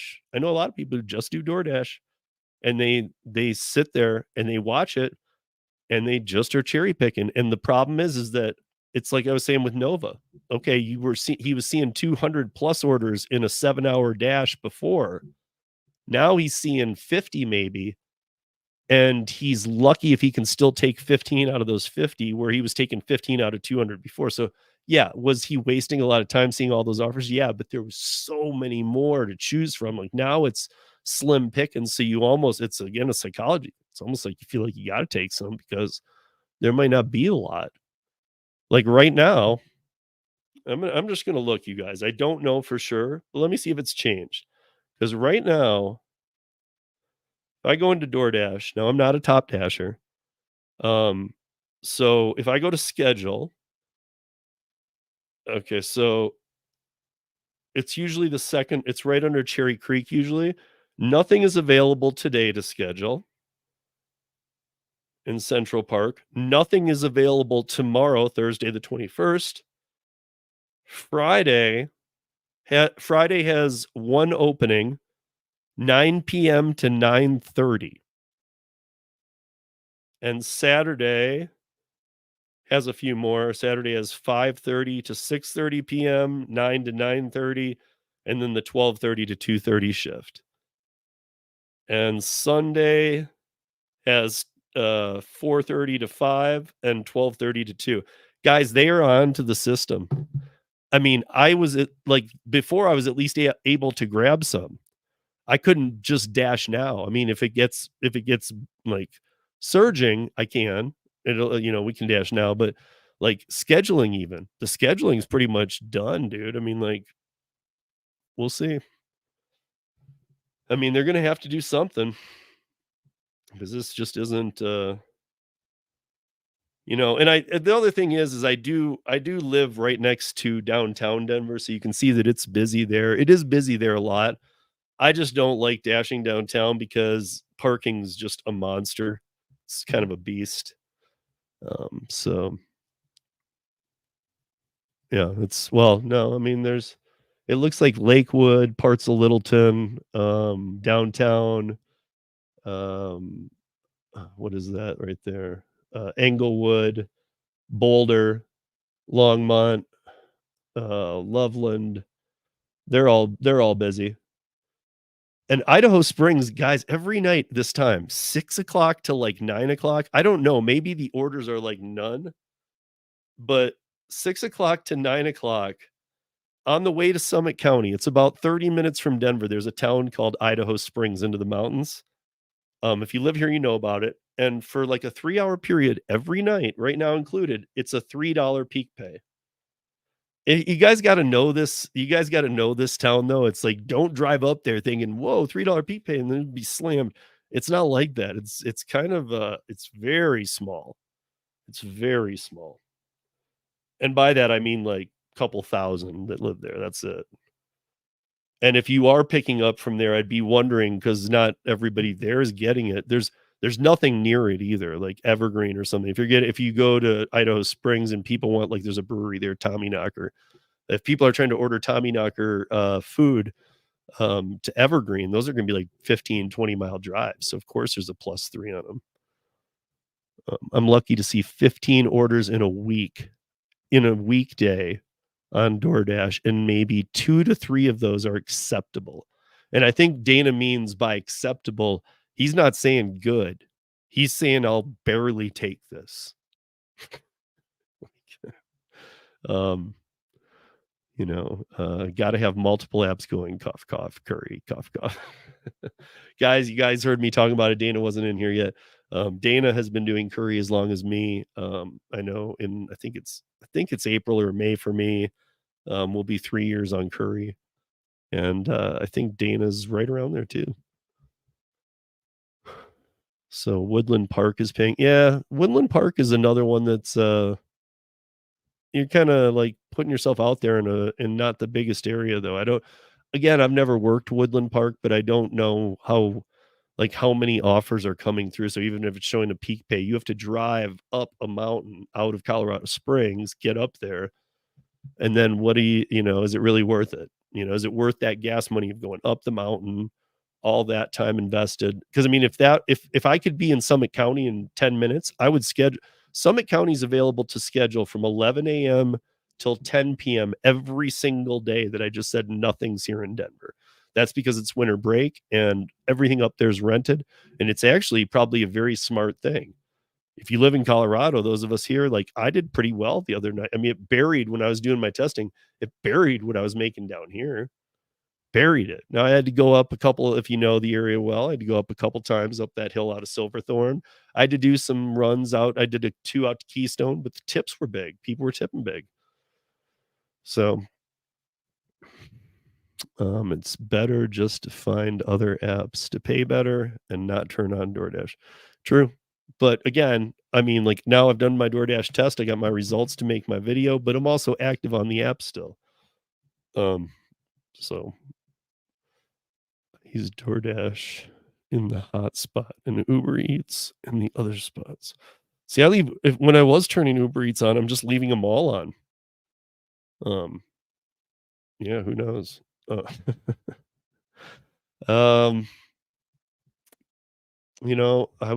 me see.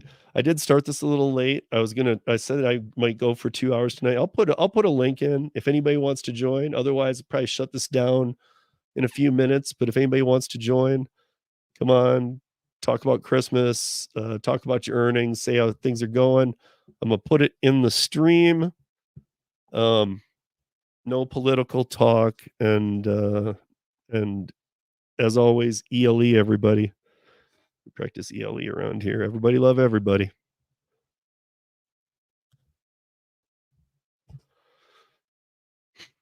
I see Shane trying to push Tim on here. Tim's been on my podcast before. I've been on his channel, but Tim's even sat in on my podcast before. So Yeah, Tim's more than welcome. Anybody's welcome, but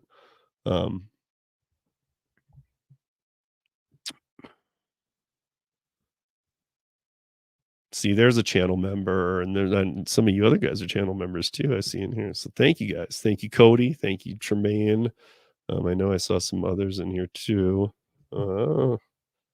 Gigan, Traveler, probably missing somebody too, and I don't. Josh. You guys, I have tons of videos up there. Like I said, there's over 70 members only one, and some of them were things that are live, and then they go to members only, and I cut pieces out, bring them over here. But doing some live streams that are just for members, even though it's only just a handful right now. So, you know, I did make it cheap.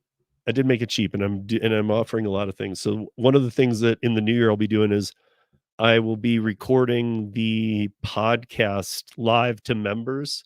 I've never done it. I mean, sometimes I do a live one over here on YouTube, but I'm actually going to do it weekly, even if it's just me. And then afterwards have a discussion with people. And if you're interested, John, I do have a Patreon, but I also have a YouTube members. But the Patreon's really just the YouTube people never really caught on to it. It's pretty much just audio podcast listeners that are Patreon members.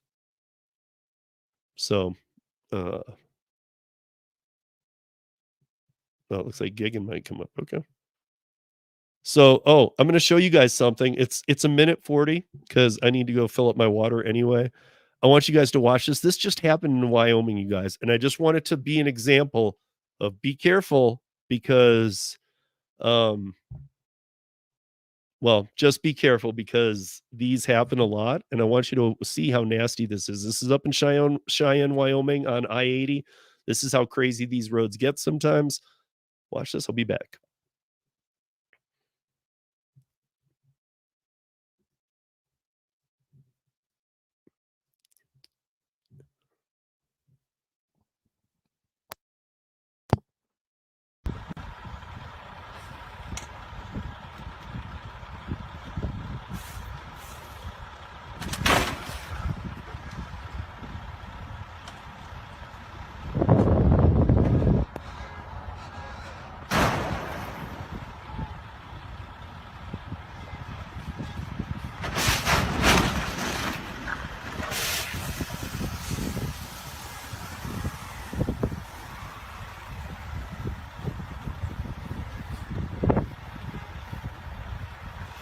No.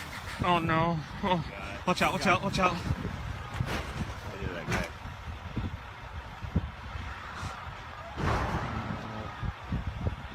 Oh, Lord. Oh, look at this truck. Oh, he can't do anything. He can't do anything.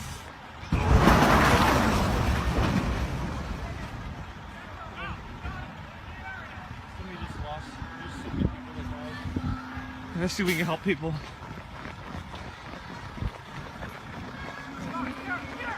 Can you get out? Get out of your vehicle. Hurry up. Get out. Gotta get out.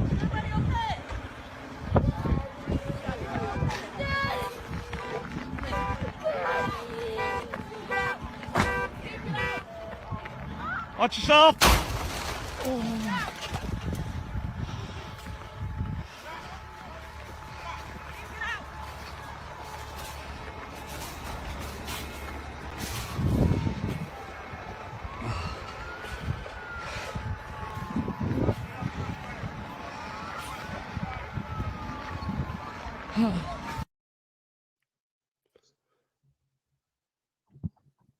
Uh-oh. Somebody's here. It's dark. That was brutal, man. I don't know if you guys watched all that. I was just thinking, man, if you're rolling up on that, there's absolutely nothing you can do. That first car that hits, wow. I saw someone put about putting warning lights. Well, I mean, you're, even though you're not where I am, Wyoming kind of falls in the middle of us. You see roads like that all the time. So do I. We know that it's like coming out of the fog, you guys. Nothing's going to help. I've luckily never until they have it under control. basically is what I'm saying. And because this one involved semis, nothing's gonna, until the cops are there and they've got the road closed and all that, nothing's gonna help. When the fog's that low and there's snow, there's nothing you can do. To be honest, I was kind of shocked by the guy just sitting there, and he's like recording it for a whole minute, and there's another guy, and there's like one screaming crash, and he's like, let's go help him. And he's like, oh yeah. I'm like, you're having so much fun filming, you didn't even think you should run over there and help people. Like, dude. That's the social media generation. There you go. Yep.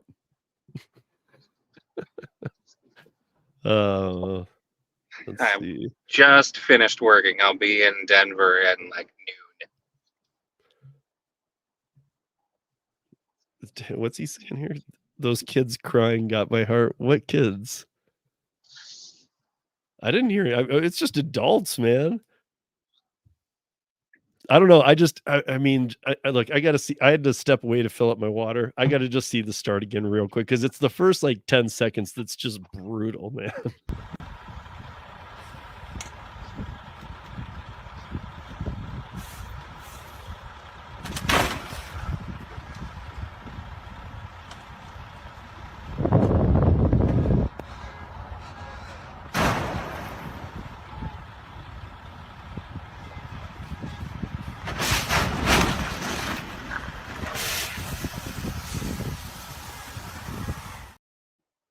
I'm sorry.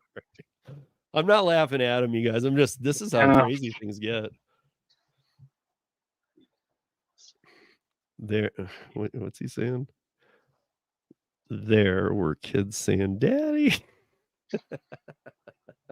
Well, at least their daddy was with him. He wasn't like in the car across the street. So, this is there. Yeah, but so you can join in too. I just put the link up. I don't know how much longer I'll run, but I'm at 1:43. If I go 2 hours, that's cool. Yeah. But Gigan, what else is up other than Pitch Black?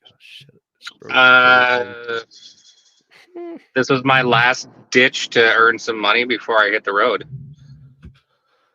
Oh shit, man. Yeah. So this is just family obligation. You got nothing career-wise going, huh? Nope, nothing planned. If I grab something along the way, great. You should you should look at I should send you a couple of the posting boards, but especially the pet one. If you're willing to do a pet, I don't know. Pet might be tough. A pet in a carrier is how they come. I mean, they don't. It's not just like, hey, he's sitting on your lap, but apparently, the one dog was sitting on my wife's lap for about an hour.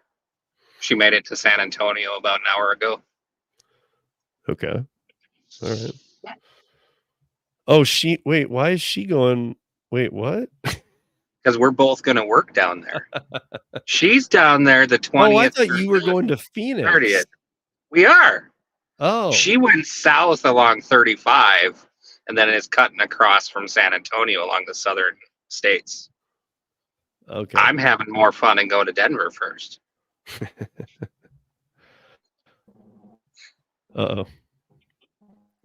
No deers. No deers. No deers.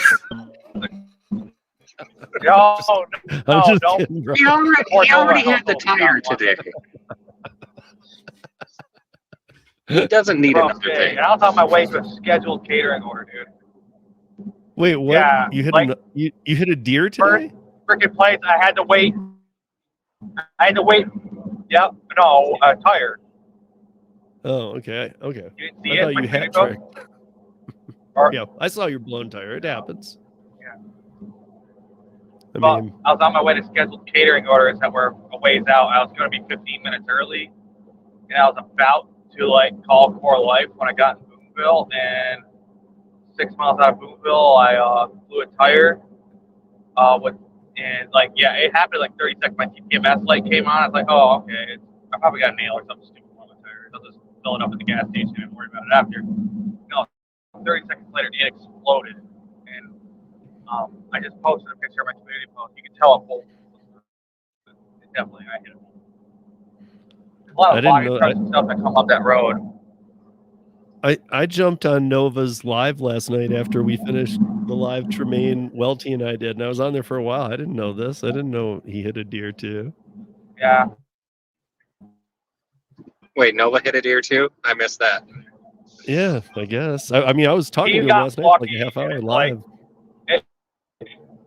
It barely like hurt the plastic on his license plate. He was like deer. The deer took off. Need them big old boat cars again. You know, if you I get guys are driving around in the winter and stuff, especially in areas that like are as dark as where Bud Soda is, honestly, and where gigging is too, and there's not a lot of street lights. I hope you have, and like, I understand because we all do gig work. I hope you have something in the back of your car to kill something in case you do hit one. And again, I hope nobody does, knock wood, but Tire iron or I can tell all of you guys you would hate to watch I've the had pain and suffering of one of these guys if you don't have a way to end it. Oh yeah. oh, Yeah. It may not be the most pleasant experience, but it can be done. because yeah, it kept like it was like thing and like really moving around, so I couldn't twist his neck, and I didn't know if that car had a tire or not. I know this one goes. So I freaking know. I couldn't do this. And he got it in there. It's like pretty still. He made sure he cut his neck and that stuff. And like I'm hearing AI. I don't know. I'm hearing AI, Bud Soda. I mean, like after doing the AI thing last night, especially too. Are you all paranoid now? No, I just, I did my research. Those guys were I was pretty, if anybody watched it, I gotta tell you, I mean, like, I was pretty surprised at some of the things we talked about and some of the answers even. Like no offense, Tremaine knows more about the movie industry than me and Welty. I think that's the portion I caught was mostly about the script generating. Yeah, I mean, I was just surprised that, and like I was really thrown off by the Chat GPT that they were doing a test with Chat GPT 4 because Chat GP is it 3.5 that was before it, so that one couldn't do this, but now Chat 4 can, where it was putting up a CAPTCHA and it's never been able to break these. And so this new Chat GPT 4 they put with like they put it in 4 different situations that had CAPTCHAs. One was moving a puzzle piece, you know how you sometimes do that. One was like select all the fire hydrants, like all these different ones. And every time it only took like twice failing before it said, okay. And Chat GPT broke the system and it said, I'm visually impaired. Can you help me? And it passed the CAPTCHA. Oh, so it hit that button on the bottom or whatever. Gotcha. Right, but it can't get past a CAPTCHA. It's the exact example of something that we don't want getting past a CAPTCHA. Mm-hmm. And all it did was the learning figured out, dude, I'm visually impaired, just moved them forward. That's nuts. I mean, I don't know. I was reading I'm going to make a video on it. I'll probably just cut it out of there and make it a short because it'll only be like 3 minutes. But I went through the 10 stages of AI, starting with, I can't remember what the first one's called, all the way to 10, which is godlike AI, they call it. So I think it's around level 8. Like 4 I'm scary at. I think it's around level 8 that at least me, when I was looking at this list, or maybe it's even 7, I was like, that's the level where they'd eliminate the humans. Yeah. It kind of almost says it too. It's like I'll even just bring it up here real quick. Like, because I even took the time, I put one example to each one that was something that all of us could do. Cause this is by one of the guys who's like the main guy. If you guys know who Ray Kurzweil is, he does a lot of these studies on this stuff. And so the 10 stages, here they are. I'll go through them real quick from lowest to highest. Number 1 is rules-based AI. So examples are alarm clocks, microwaves, car radios, and thermostats. things that can do something, and if it gets beneath 65 degrees, it knows it can turn on the thermostat. An alarm knows to set off the alarm clock. Then there's 2 context-based AI like Siri and Alexa, and can do things like even the little things like it can tell you the weather and, oh, it's looking like it'll rain today. You might want to take an umbrella. Okay, that's going a little forward. 3 is narrow domain AI, medical and market algorithms like Dow and NASDAQ trading that forecast trends, and for the medical records that can move them in nanoseconds as opposed to like phone calls and all this research. 4 is reasoning AI. That's ChatGPT. Large language models trained on text from millions of websites and autonomous vehicles. So I guess we're kind of there, not really. 5 is our artificial general intelligence, AGI, virtual assistant. Could even, so like not only like smart homes, but like your smart home could now have like a mood gauge, and like it could read 32. Your mood is a 32 of 100 today. So it might alter the food you've planned for the day and say, you should eat this for lunch and this for dinner instead. Like that's scary stuff to me. Yeah, it makes suggestions. Then there's 6 is super intelligent AI. That's when AI can teach itself what humans can't. And that's where Ray Kurzweil says that by the end of this century, AI has the ability and probably will be trillions of times smarter than any human. So this has been addressed. This has a lot of like scientists and people around the world scared. And that's because that's where everything starts changing a little bit. But then the next one, 7, is self-aware AI. That's where AI robots understand their existence and their relationship to the external world. And to me, that's where some of the questions would get raised, like how might they choose to include humans? Like, what would we do? And if they're smarter and they can teach each other, what do they need us for anymore? And if they have an understanding of existence, I don't know. Transcendent AI is 8, and that's like nanobots, like thousands, millions of nanobots could be distributed all over the earth to assume control over repairing like our ecosystem, like going and putting forest fires out and learning what happened there and fixing some things.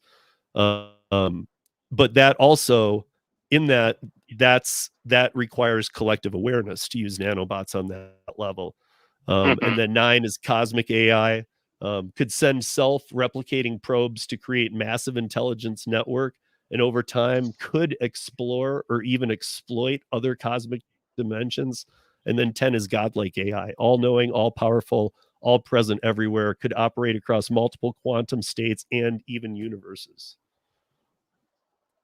So 9 is these are from the top minds in the country or in the world who are working together to try and figure out how to stop things like ChatGPT figuring out, hey, I'm visually impaired, so I can't do that CAPTCHA. Like, it wasn't supposed to be able to figure that out on its level. It did.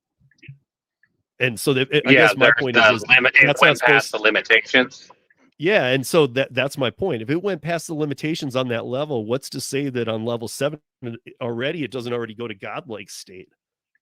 And just say, forget this, dude. We know what needs to be done. And obviously AI learns from taking in everything. I mean, look, history just shows us that, it's just going to learn that we've ruined the planet. It's going to be like, we need to kill these people because they ruined the planet. Well, sci-fi movies have showed us this for decades. I know. Right. But I mean, there's perks too, and we talked about some of those last night. I just, my biggest point last night was because it was kind of like, well, what do you do about it though? And my thing is, even if we wanted to, there's nothing we can do, because we can't stop. If we stop with moving forward with this now, other countries that I won't name are not going to stop. And that could put us in real dangers. Yeah, we'll be in that stagnant position where we didn't. I mean, look, until I did my research for last night's things, I didn't know there was a DNA printer for home use. Yeah, I heard about that too. unbelievable. I mean, like, all you need are a DNA printer, you guys, is like a 3D printer was a couple of years back. Remember when they were like 10 grand and then they didn't go down to necessarily 100, but they went way down in price? Okay, well, now a DNA printer's like that, has the ability to take DNA code and turn it into an actual physical strand of DNA. I mean, to me, that's like you could get anybody blamed for any crime. That's like reversed Minority Like Report for a shit single there. strand, like how that's still tiny as hell, isn't it? Yeah, but if you go to if you could get DNA on somebody and you can replicate it and go drop it at a crime scene, I mean, or things like that. I don't know. It's like, there was Welty made a good point. He's like, if that happens, they'll just have to dismiss that DNA is worth anything. Yeah. Then what do we got? Yeah, I don't know. Fingerprints or anything? Yeah. But the only last thing I was going to say is that, like, listen, I said this last night because I thought this was a good comment to make. So we are in the first time in history where humans are not being chased into higher levels of work. In fact, we are being chased out of repetitive work, and I mean that from high levels to low levels, like neurosurgeons all the way on down.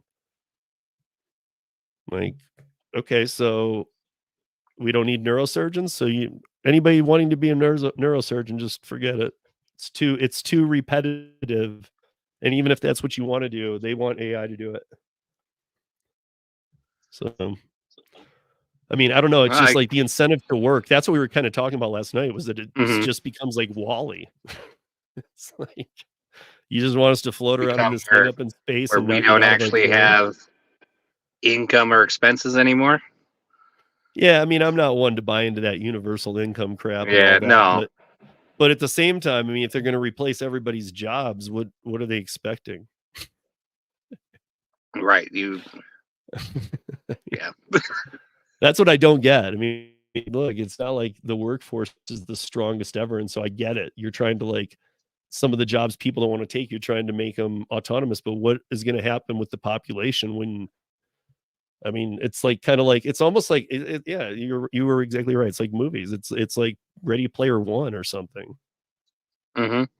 Like, what are you going to put people to do? How are they going to earn income at that point? Yeah. So I don't know, man. We got the round anti-gravity and warp drives. We got the round table tomorrow. We did have to move the para live to Friday, and then it's Christmas weekend. And next week I'm doing some snowboarding, and I've got some things that are going to premiere. But a couple of the lives won't happen. But tomorrow night we got the game show, and Friday we got the CEO from Maestro on the para thing it's going to be the same time. It's going to be on Friday. I was hoping it was going to be tomorrow so that by Friday I was just off for the weekend, but I guess that'll be my last catch thing. that, because I do not recall what Maestro is. Yeah, it's in a new owner's hands. I've had him on the podcast before, but okay. I feel, yeah, it was a long time ago. But we've got a lot of people coming up too. So, because even David was like, Maestro, grid-wise, those are kind of our competition. I was like, I know. I'm like, you got to have the competition on, bro. It's not like it's DoorDash. Because we all get along. So it's like, Well, and maybe you'll learn something from it too. Well, that's part of it, is that, look, I mean, like, I think most people know, I hope I'm not shedding any bad light to anybody, but if you, like, Moves had to shut their operations down starting in January, and we had just had them on recently. They even had some new ideas. They were switching banks, and they were going to be able to do some new things for people, but they're just closing their doors. We need to be working with other people. Like, well, because then you can address challenges in the space too that you're all running into. Right. And like, I just found out something really weird. It shouldn't matter at all to me, but David, CEO at Para, Matt Spoke, CEO at Moves, and Bryce Bennett, CEO at Solo, were all born in China. And they all worked for Uber Southwest regional operations management. Apparently, like, that's a funnel. I'm like, you guys are like a conspiracy theory right there, man. Like, I could make up a story about you guys right now. You should just put that into Chat GPT and see what comes up. Yeah, I just found it funny. I mean, like all of them, I think a lot of it's because they had a parent who was in armed services or whatnot. So Mhm. like a lot of them have like their mom, like David's mom is Chinese, his dad isn't, so but he's a Chinese citizen. Like during the pandemic, he had to fly back. And I mean, it was hell, man. I remember he had to pay for like 6 weeks in a hotel room and you couldn't even step out of it. But he had to go there. He had to go there to renew his visa. Okay.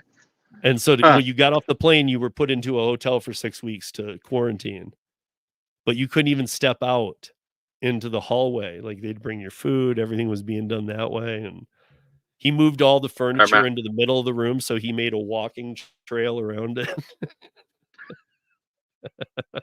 Because we were doing some, he was playing the floor as lava.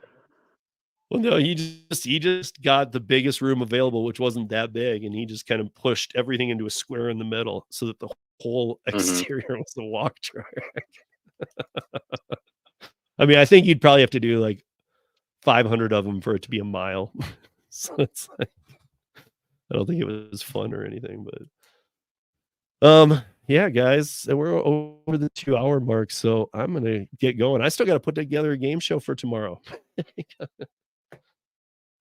Because we got a lot of guests, and I know what I'm trying to do, but I haven't gone back and looked at it because Kim was like, hey, this time you should do, I'm just going to say the Hollywood Squares.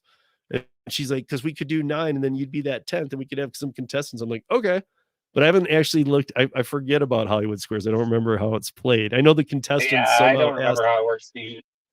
I think the contestants ask the 9 people things and they give them weird answers or something. Oh, they have to pick a person to do an answer and they pick whether it's right or wrong.